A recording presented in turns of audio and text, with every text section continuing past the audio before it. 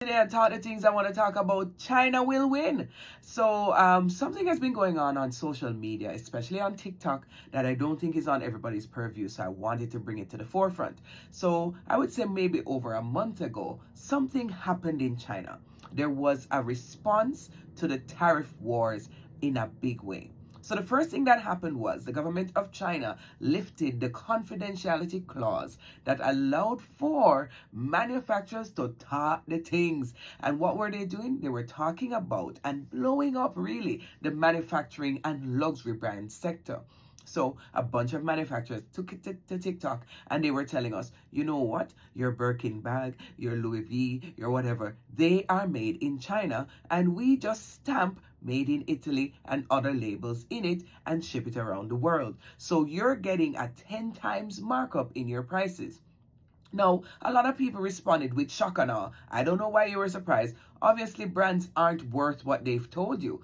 Obviously, they've ascribed some additional meaning to their brand, whether it is emotional or the idea of luxury, wanting to live like the Joneses, whatever it is. But people were paying like $38,000 for a bag that they could really be paying $100 or $1,000 for. Anyway, so China decided to blow up the whole spot. And what we've been seeing on TikTok, or we're calling it China Talk, is a bunch of manufacturers talking the things. So they have been showing you the bags and saying, can you spot the fake? Well, it can't be fake if they're the real manufacturers.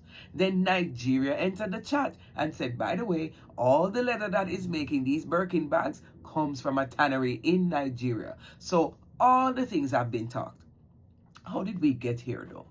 So it seems to have been a direct response to Trump's tariffs against the world.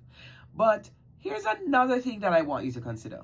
China is always strategic, has always been strategic. So back in 2001, when China joined the World Trade Organization, it was a game changer.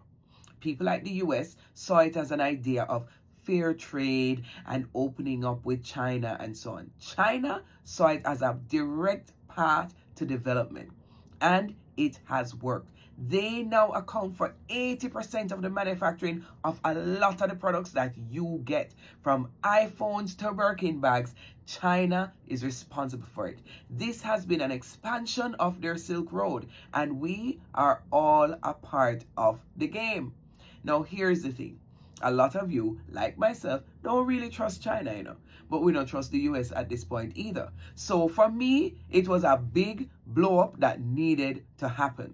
One of the other things that China is allowing is for you, the common person, to go to China and shop and get in on these deals. So they're offering a 240-hour no visa transit. So you can go and book on your own to go and see these places. And these same manufacturers that have been on China Talk talking are offering tours, my dear. So here's the thing for me.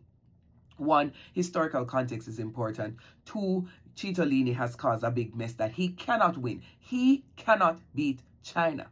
But you know what the other thing is? This is also an opportunity. If you're an aspiring entrepreneur, if you're into manufactured products, if you're into shipping, if you're into selling, this is an opportunity for you, because China blew the whole door wide open and it's time for you to walk in. Maybe I can't take advantage of it, but you should consider it, because here's the thing. They cannot beat China. I know. We wish somebody could beat somebody, but in this war, in this tariff war, China is already on top.